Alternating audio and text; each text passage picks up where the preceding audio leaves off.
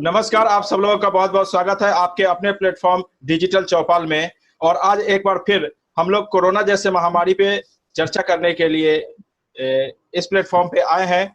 और सब लोगों का एक एक करके परिचय कराते हुए हम चलेंगे यशवीर जी के पास। हूँ आपसे, ये कुलदीप राणा सर गाजियाबाद से जुड़े हमारे साथ, मोहित तोमर जी नोएडा से, यशवीर राघव जी गाजियाबाद से और अमित मिश्रा जी जो इटावा उत्तर प्रदेश से हैं। आज हम जिस विषय पे बात करने वाले हैं कि क्या भारत बिना वैक्सीन के, जैसा कि चीन और न्यूजीलैंड ने कर दिखाया है, बिना वैक्सीन के अपने देश से कोरोना को भगा दिया है। खैर, इसमें एक चीज और मैं जोड़ना चाहूंगा कि चीन में पिछले 2 दिनों में कुछ केसेस आए हैं, लेकिन फिर भी जनसंख्या के हिसाब से उसने पूरी तरह से काबू कर लिया है। यशवीर जी, मैं आपके पास आ रहा हूं कि क्या भारत में ऐसा संभव हो सकता है? जी बिल्कुल बिल्कुल संभव है। भारत में भी ऐसे ऐसे कारनामे करने की क्षमता है। थोड़ा सा अवेयरनेस, थोड़ा सा सरकारी व्यवस्था में बदलाव की जरूरत है, लोगों को जागरूक होने की जरूरत है। पर जरूर हम लोग इस टारगेट को अचीव कर पाएंगे और न्यूजीलैंड चाइना की तरह हम भी कोरोना मुक्त देश कहला पाएंगे, जैसा कि हमने पोलियो के केस में किया। पोलियो फ्री हो गया पूरा एशिया रीजन, हमारा पोलियो फ्री हुआ, उसमें भारत ने भी एक अहम भूमिका निभाई है। जरूर हम कोरोना फ्री हो पाएंगे। जी मोहित तोमर जी, आप इनके बातों से कितना इत्तेफाक रखते हैं? अगर बात करूं कोरोना, जैसे कि हमारा सवाल है कि क्या भारत बिना वैक्सीन के कोरोना मुक्त हो पाएगा, तो जहां तक बात है, शायद इसके बिल्कुल ना के बराबर ही आसार है जी। उसके पीछे कारण ये है कि भारत एक बहुत बड़ा देश है और पॉपुलेशन के हिसाब से भी बहुत ज्यादा है यहाँ पर। ठीक है, टेक्नोलॉजी और हेल्थ फैसिलिटीज की बात करें तो उतनी नहीं है। जैसे कि हम बात करें, अगर एग्जांपल के रूप में बात करें, तो हमारे पास टीबी जो ट्यूबरक्लोसिस जो बीमारी है, उसकी हमारे पास वैक्सीन होते हुए भी हम लोग अभी तक उस टीबी को नहीं खत्म कर पाए हैं।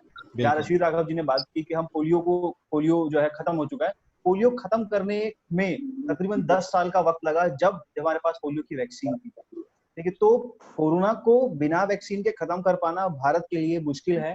बहुत, मैं कहूंगा मुश्किल क्या, बहुत मुश्किल है। क्योंकि देखिए, चाइना और न्यूजीलैंड के साथ सीन क्या था कि चाइना जो है उसके पास वो एक ऐसी देश है जो कि एग्जैक्ट डाटा आपको शेयर ही नहीं कर रहा है। ठीक है, जो जैसे कि बाकी अन्य देश भी कह रहे हैं कि भाई चाइना ने कोई एग्जैक्ट डाटा शेयर नहीं किया है, और चाइना के अंदर भी ये कोरोना, अगर वैक्सीन नहीं है तो फिर भी वहां पर ये, अगर उन्होंने एक मूवमेंट के लिए कंट्रोल किया था, बट फिर भी आज के समय ये दोबारा से लौट के आ रहा है, बहुत ज्यादा लोगों को प्रभावित कर रहा है। ठीक है, न्यूजीलैंड की बात करें तो न्यूजीलैंड एक बहुत ही सिमटा हुआ छोटा सा देश है, जिसकी आबादी मात्र 5 मिलियन यानी कि 50 लाख के आसपास है। ठीक है, वहां पर लोगों को ट्रैक करना और कंट्रोल करना आसान था एज कम्पेयर टू इंडिया, क्योंकि यहाँ पर लिटरेसी रेट बहुत कम है, लोगों के पास खाने के लिए बहुत ज्यादा दिक्कत है, परेशानी है, लोग माइग्रेंट वर्कर्स हैं यहाँ पर, और गवर्नमेंट उतना ज्यादा जितना सपोर्ट करना चाहिए लोगों को, उतना सपोर्ट नहीं मिल पा रहा। तो यहाँ पर जो बात है कि हम कर पाएंगे, ये बहुत ही मुश्किल जवाब, बहुत ही मुश्किल है उसको खत्म कर पाना, कि मुश्किल खत्म कर पाए इसको। जी कुलदीप राणा सर, मैं आपके पास आ रहा हूँ। जैसा तोमर जी ने बताया कि चाइना आंकड़े छुपा रहा है और जनसंख्या के मामले में भारत से वो आगे है, तो क्या कारण है कि वो या तो कंट्रोल नहीं कर पाया है, या करके छुपा रहा, नहीं करके छुपा रहा है, या सच में उसने कर दिया है? आप क्या मानते हैं? नहीं, मैं ये मानता हूँ कि चाइना में मान लिया कंट्रोल किया गया तो 80-90% कंट्रोल किया होगा, 10% बाकी होगा। हो सकता है, पर हमारे इंडिया में जो है ये इम्पॉसिबल लगता है। उसका एक कारण ये लोकतांत्रिक व्यवस्था है हमारे यहाँ। हमारे यहाँ कम से कम 500 पार्टियां हैं जिनके सबके विचार अलग अलग हैं, और जो 99% ये सोचते हैं कि हम जो अगला चुनाव है वो कोरोना से ही जीतेंगे। अमित मिश्रा जी जो हमारे साथ इटावा उत्तर प्रदेश से जुड़े हुए हैं, अमित जी, क्या भारत काबू कर पाएगा? पता चलता है कि ट्रेनें वगैरह स्टार्ट हो गई हैं, सब कुछ स्टार्ट हो रहा है, तो आप अपने फेस को फ्रेम में रखें, आप अपने फेस को फ्रेम में रखें आपका। जी, सब कुछ अभी बढ़ेगा ही, कम तो नहीं कर सकते हैं अभी, लेकिन हालांकि एक टाइम ऐसा आएगा जहां कंट्रोल भी करेंगे। तो इसका क्या कारण है, हम क्यों नहीं कर सकते? आप क्या समझ रहे हैं इससे? हमारे पास जो सारी व्यवस्थाएं जितना उपलब्ध है, क्या वो कम है? व्यवस्थाएं तो सभी हैं, लेकिन क्या है कि लॉकडाउन खुल जाने के कारण सब लोग मिल रहे हैं एक दूसरे से, इधर उधर यातायात वगैरह सब कुछ हो रहा है जी, तो उस चक्कर में कुछ ज्यादा फैल रहा है जी। तो इसमें हमें लगता है कि लॉकडाउन अगर मैं फिर आपके पास आऊंगा। यशवीर जी, अमित मिश्रा जी ये बता रहे हैं कि लॉकडाउन खुलने की वजह से हम कंट्रोल नहीं कर पा रहे हैं। आप इस बात से कितना इत्तेफाक रखते हैं? और लॉकडाउन ज्यादा दिन तक तो रखा नहीं जा सकता। देखिए, जहाँ तक लॉकडाउन खुलने की बात है, मैं बिल्कुल ये मानता हूँ कि लॉकडाउन खुलने से केसेस में बढ़ोतरी तो होगी ही, लेकिन देखिए लॉकडाउन खोलने का एक कारण दूसरा है जी। वो एक अलग बात है कि किस स्टेज पर आकर लॉकडाउन को खोला गया है, कहाँ पर हमें खोलना चाहिए था, ये सब सरकारी व्यवस्था के रूपरेखा के अनुसार खोला गया है। तो उसकी इस पे टिप्पणी ज्यादा नहीं करते हुए ये जरूर कहूंगा कि लोगों को जागरूक होने की जरूरत है। अगर लॉकडाउन खुला भी है तो हम अपने आप का बचाव, अपने परिवार का बचाव जरूर करें। क्या हम इस चीज को जी, क्या भारत में ये इतनी तेजी से फैलने का मुख्य कारण जनसंख्या है? जनसंख्या के साथ साथ और भी कुछ मुद्दे हैं, जैसे कि अभी मोहित तोमर जी कह रहे थे कि लिटरेसी रेट नहीं है, लोग उतने अवेयर नहीं हो पा रहे हैं, और जैसे माइग्रेंट वर्कर्स की बात है तो उनको ये लगता है कि मेरे को जान ज्यादा प्यारी रहे या मेरे को जो भूख से मैं मरने वाला हूँ उसका, तो वो उसमें भूख से मरने को छोड़ करके उसको पहले अपनी प्रायोरिटी बना के वहां से निकल गए। अब रास्ते में 100 जगह लोग रुकते हैं, फैलने के चांसेस भी ज्यादा रहते हैं। अगर उनको खुद कोरोना है तो परिवार में जहाँ जाएंगे वहां कोरोना बढ़ने के चांसेस रहते हैं। लेकिन भूख, बेरोजगारी और जो लोगों के साथ दिक्कतें आई कोरोना काल के समय में, लोगों को खाना नहीं मिल पाया, लोगों को जहाँ वो गए हुए थे अपने घरों को छोड़ के वहां से निकलना पड़ा, तो ये भी केसेस बढ़ने के कुछ चांसेस हो सकते हैं इसमें जी। मोहित जी, इन्होंने जैसा बताया कि लोग भूख की वजह से घर से बाहर निकले, लेकिन जब जान रहेगा तभी तो खाएंगे, और दूसरी तरफ अगर खाएंगे तभी तो जान रहेगी। आप इस चीज को कैसे देखते हैं?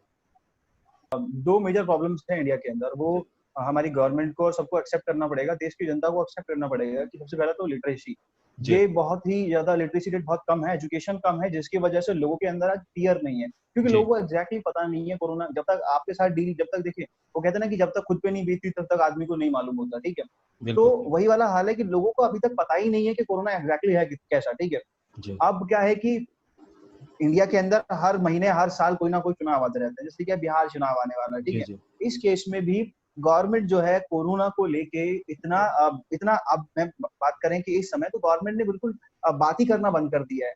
वो जो डेली ब्रीफिंग हुआ करती थी प्रेस क्लब की, जिसमें क्या कहते हैं हमारे देश के जो हेल्थ से जुड़े हुए जो लोग थे वो आके अपडेट क्या कर देते कि आज इतने केसेस बढ़े हैं, हमने इतना अरेंजमेंट किया, वो सारी चीजें कहीं ना कहीं बंद हो गई हैं।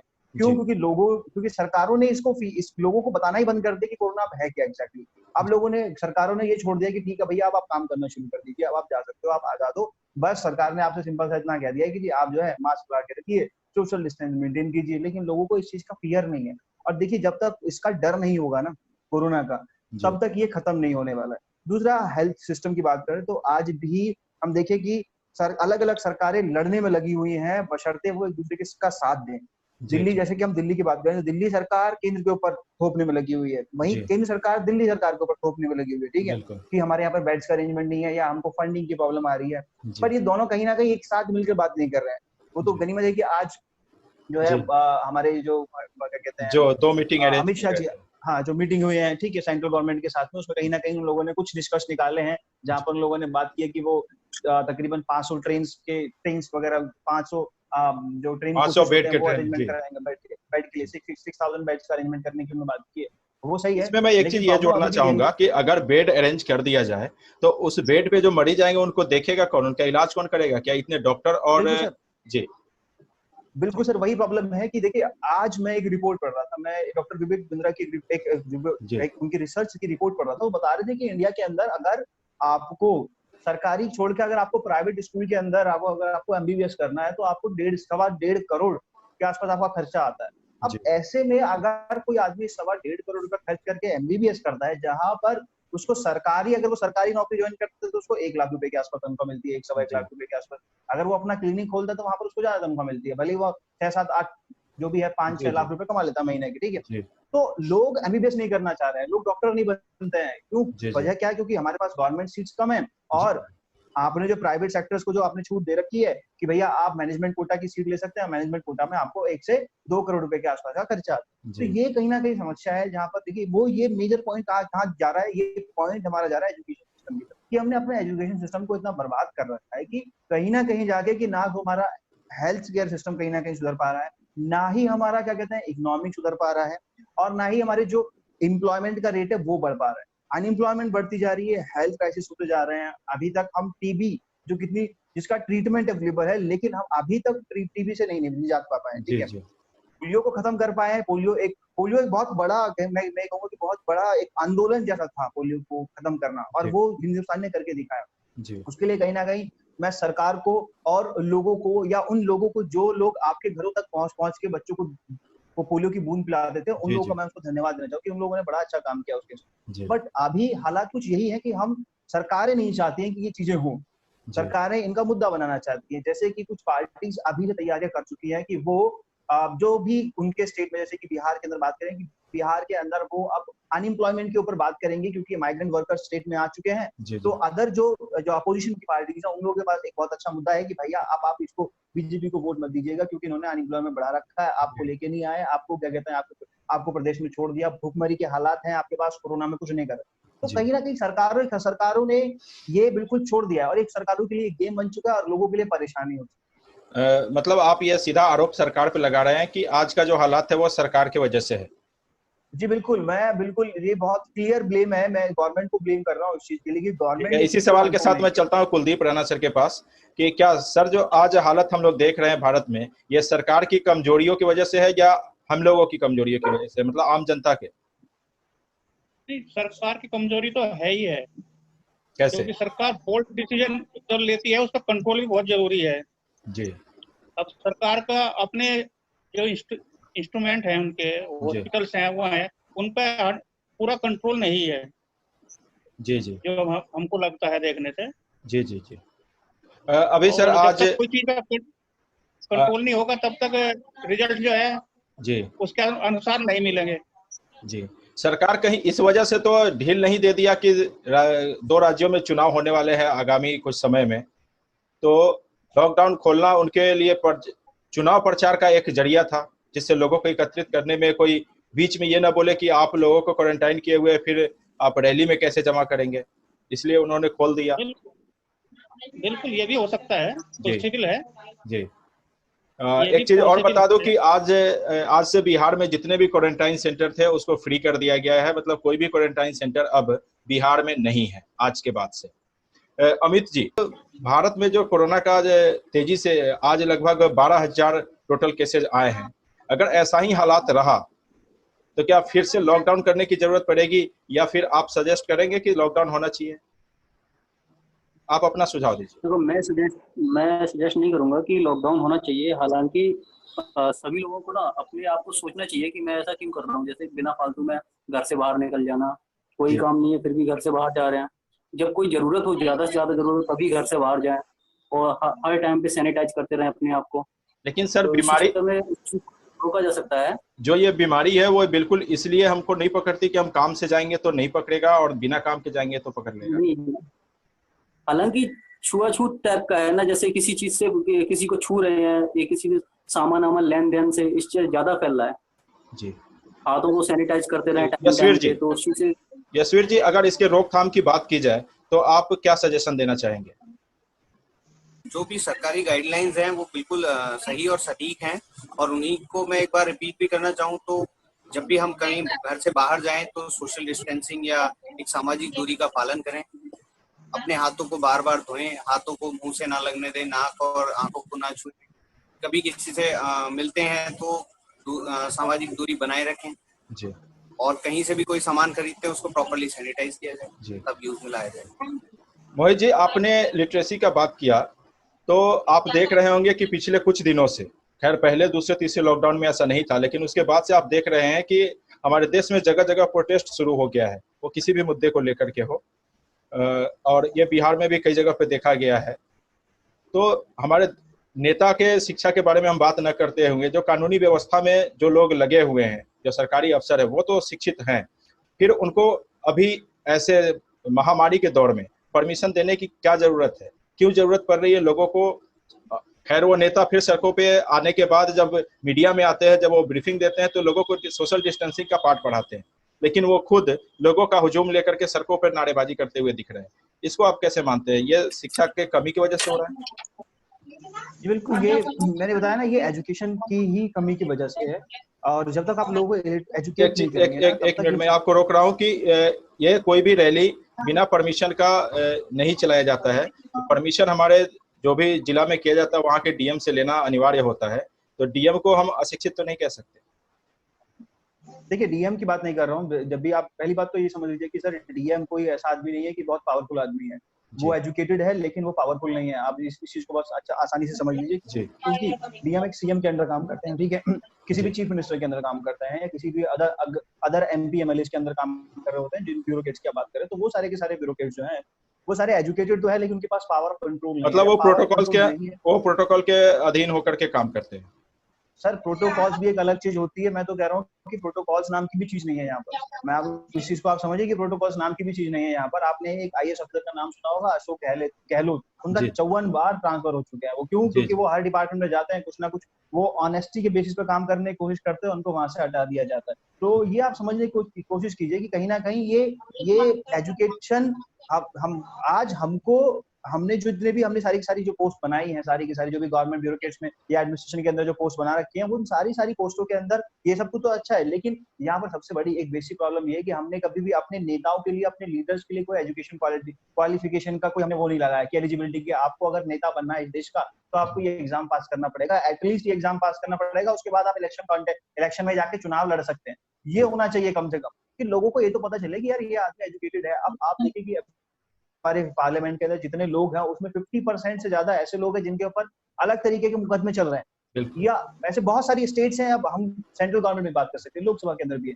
तो ये एजुकेशन का ही इम्पैक्ट है। लोग नहीं चाहते, फॉर एग्जाम्पल हम नहीं चाहते हैं। जैसे मैं आज एक रिपोर्ट पढ़ रहा था द हिंदू के अंदर, एक साइंटिस्ट है, उन्होंने एक रिपोर्ट पब्लिश की थी। उन्होंने बोला था कि इंडिया कोरोना जैसी बीमारियों से बहुत आसानी से लड़ पाता अगर हम, जब पोलियो का जिस तरीके से हमने हैंडल किया था, उसके बाद से हम लोगों ने अपने साइंस के अंदर जो रिसर्च होती है, जो फंडिंग होती है, उसके ऊपर बिल्कुल बंद कर दिया। उसको हमने फंडिंग करना बंद कर दिया, रिसर्च इंस्टीट्यूशन हमने बंद कर दिया।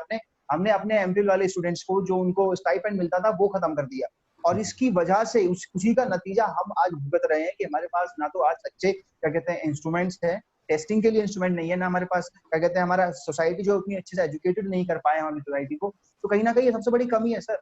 तो लोग नहीं समझ रहे इस चीज को कि एजुकेशन का कितना बड़ा इम्पैक्ट है, कितना बड़ा रोल है इस चीज के अंदर, इस तरह की बीमारियों से लड़ने के लिए, समाज को, सोसाइटी को आगे बढ़ाने के लिए। जी राणा सर, इसमें क्या देख रहे हैं कि मतलब लोगों को अवेयर होने की जरूरत है, सरकार के भरोसे रहने की जरूरत नहीं है? नहीं, अपने को तो सरकार के भरोसे नहीं चल पाएंगे जी। अपने को खुद ही सेव रखना है, क्योंकि सरकार जो कदम उठाती है वो 100% इम्प्लीमेंट नहीं हो पाता है, कंट्रोल नहीं होते। जी। उसमें भी कोई पावरफुल आदमी आ जाता है तो वो उसमें लूज पॉइंट निकाल देता है। जी। कोई भ्रष्ट आदमी आ जाता है तो वो उसमें अपना रास्ता बना लेता है, जिसका हम कंट्रोल नहीं कर पाते जी। अभी जो मैं समझता हूँ कि जो हमारे केसेस बढ़ रहे हैं जी, वो एरिया मुश्किल से ओवरऑल 2 या 3% होगा जी। तो उसको 100% 20 डेज या 55 डेज के लिए बिल्कुल ब्लॉक कर दिया जाए। जी, जब पूरी तरह से लोगों को लॉकडाउन या कर्फ्यू जैसे हालात में बंद कर दिया जाता है, फिर भी हम सड़कों पे निकल आते हैं, तो उसको सरकार कैसे रोकेगी? जी, मोहित जी इस पे कुछ बोलना चाह रहे हैं? के पास प्रशासन है, स्ट्रिक्ट ऑर्डर। जी, मोहित जी इस पे कुछ बोलना चाह रहे हैं? जी देखिए सर, मैं आपको बताता हूँ कि जी बोलिए मोहित जी। मैं आपको कुछ बताना चाहूंगा कि जर्मनी की मैं भी रिपोर्ट पढ़ रहा था। जर्मनी के अंदर उन लोगों ने इसको किस तरीके से कंट्रोल में किया। तो जर्मनी ने क्या किया कि पूरा कंप्लीट लॉकडाउन कर दिया। लॉकडाउन करने के बाद उन लोगों ने क्या किया कि उन लोगों ने, चाहे कोई भी बंदा हो, कोई भी आदमी कहीं पर भी रह रहा है, उन लोगों ने गवर्नमेंट ने कुछ लीगल स्टेप्स लिए। जैसे कि उन लोगों ने कहा कि कोई भी आदमी कहीं पर भी रह रहा है उसको 2022 तक किराया नहीं देना है। वो अपना किराया 2022 के बाद देना शुरू करेगा। कोई भी इंसान अगर कोई भी काम कर रहा है उसको अपना टैक्स 2021 में देना है, मतलब दूसरा, गवर्नमेंट ने 90% लोगों को 7500 यूरोस रुपीज जो वहां पर चलते हैं, ठीक है, वो देना शुरू किया कि ये आपका जो है क्या कहते हैं, आप इसमें अपना खर्चा चलाइए, आप रहना शुरू कीजिए। 90% लोग इस चीज को समझिए आप। 90% पॉपुलेशन एक बहुत बड़ी जनसंख्या हो जाती है। ऐसा हमारे यहाँ पर नहीं हुआ। हमारे यहाँ पर 1000 रुपए दिए जाते हैं लोगों को। अब आप एक सिंपल सी बात समझ के देखिए, गवर्नमेंट ने इसको मैंडेटरी नहीं किया कि अगर कोई आदमी किराए पर रह रहा है तो उसको किराया देने की आवश्यकता नहीं है। आने वाले 6 महीने या 7 महीने, 1 साल बाद, ये वो 1 साल बाद किराया दे। इस तरीके के कुछ जो स्टेप्स गवर्नमेंट को, जो कठोर स्टेप लेने चाहिए थे, वो गवर्नमेंट ने नहीं लिए, जिसकी वजह से लोगों को माइग्रेशन, देखो लोगों ने माइग्रेशन करना शुरू किया। लोगों का, अधिकतर लोगों का यही परेशानी थी कि हमारे पास काम नहीं है। यशवीर जी आपके इस बात का जवाब दे रहे हैं। यशवीर जी। नहीं, मैं जवाब नहीं दे रहा हूँ। मेरा एक क्वेश्चन है उसमें से कि कुछ लोग ऐसे हैं जिनका जीवन यापन सिर्फ किराए के खर्च पैसे से हो रहा है। उनके लिए क्या होगा फिर? अगर आप किराया 6 महीने नहीं देना है, मैं बिल्कुल गवर्नमेंट की इस नीति से बिल्कुल खुश नहीं हूँ। उन्होंने ये भी कहा कि सारे वर्कर्स को, जितने भी एम्प्लॉयज काम कर रहे हैं, उनको आपको पूरी तनख्वाह देनी है। तो कंपनी का तनख्वाह कहाँ से लाएगी? ये भी गवर्नमेंट ने नहीं किया। ये भी मैं कहूंगा सिर्फ एक तरफ से नहीं चलेगा कि जी। कुछ लोग जो है सिर्फ वो रेंट के भरोसे ही चलते हैं, ठीक है। कुछ लोग ऐसे हैं जो रेंट के भरोसे ही चलते हैं, ठीक है। तो उन लोगों के लिए भी वहां की गवर्नमेंट ने क्या किया, उस तरीके पर गवर्नमेंट ने एक बहुत बड़ी लिमिटेशन लगा दी कि भैया अगर आपके पास लेबर कार्ड है तो आपको फ्री अनाज मिलेगा, तो आपके अकाउंट में पैसे आएंगे, अदरवाइज आपके पास पैसे नहीं आएंगे। अब एक आदमी, मान लीजिए एक आदमी किसी दुकान पे काम करता है, 8,000 रुपए 9,000 रुपए तनख्वाह है उसकी, ठीक है। उसने लेबर कार्ड नहीं बनवा रखा है साहब, रहता है। अब ऐसे हालात में वो कहाँ से, उसके पास ना तो सरकार का वो फ्री वाला खाना मिल पाएगा, उसको अनाज मिल पा रहा है, ना ही उसके अकाउंट में वो खाते में वो 1,000 रुपए आ पा रहे हैं, और ना ही उसके पास क्या कहते हैं किराया देने के लिए पैसे, क्योंकि उसकी नौकरी छूट गई है। तो ऐसे हालात में अब क्या करे सर, वो लोग क्या करें? तो सरकार की कुछ पॉलिसीज जो है वो कुछ ऐसी होनी चाहिए थी कि हाँ ठीक है, अगर आप जो है, अगर आप इकोनॉमिकल लेवल पे लोअर हैं, ठीक है, अगर आपकी इनकम जो है 10,000 से कम है या 20,000 से कम है, तो हम आपको कंपनसेशन दे रहे हैं, भैया 2,500 रुपए लीजिए, रखिए, खाइए अपना, एटलीस्ट कम से कम 2,500-3,000 रुपए के आसपास तो खर्चा होना चाहिए था। इतना तो मिलना चाहिए था लोगों को, क्योंकि ये बहुत बेसिक चीजें हैं। आप सोच के देखिए 1,000 रुपए में क्या, किस तरीके से आदमी अपना मैनेजमेंट कर पाएगा। गवर्नमेंट को रिस्पॉन्सिबिलिटी लेनी चाहिए। आपने 17 लाख करोड़ की बात कर दी, लेकिन अगर उसको आप डायरेक्टली इंप्लीमेंट करते, लोगों तक, आम आदमी तक आप उसको इतना समझा देते कि सही भाई साहब आपको इतना पैसा मिल जाएगा, इस तरीके से मिल जाएगा, आपका खर्चा चल जाएगा। जी, यशवीर जी कुछ कह रहे हैं, यशवीर जी कुछ कह रहे हैं। और यशवीर जी मैं बस इतना कहूंगा कि मोहित जी, मुझे लगता है फिर तो एनआरसी इंप्लीमेंट कर देना चाहिए। सब लोगों का डेटा आ जाएगा, तो योजनाओं को इम्प्लीमेंट करने में जी सर, मेरा यही कहना है, एनआरसी कर देते हैं कि लोगों का सबका डेटा आ जाएगा, तो इम्प्लीमेंटेशन में आसान होगा। आय वर्ग निर्धारित हो जाएगी, कौन किस आय वर्ग में है, उस हिसाब से। क्योंकि देखिए जर्मनी जैसा देश है और वहां पर जिस तरीके की व्यवस्था है, देखिए आप एक तरीके के एक लाठी से सब लोगों को नहीं आंक सकते। जर्मनी ने जिस हिसाब से इम्प्लीमेंटेशन किया, वो आप इंडिया में नहीं कंसिडर कर सकते। भारत एक ऐसा देश है जहाँ पर आपको पता नहीं है कितने लोग रह रहे हैं। बिल्कुल जी सर, बिल्कुल वही मैं कहना चाहता हूँ। किसी का तो एक की जगह 3 डाटा है। हाँ जी, 3 जगह वोटर ID कार्ड है लोगों के। जी जी, बस यही कहते हुए मैं अपनी बात बहुत धन्यवाद आप सभी मेहमानों का। और फिर हम आपसे कल मिलने की उम्मीद के साथ आज के लिए शो को यहीं समाप्त करते हैं। नमस्कार।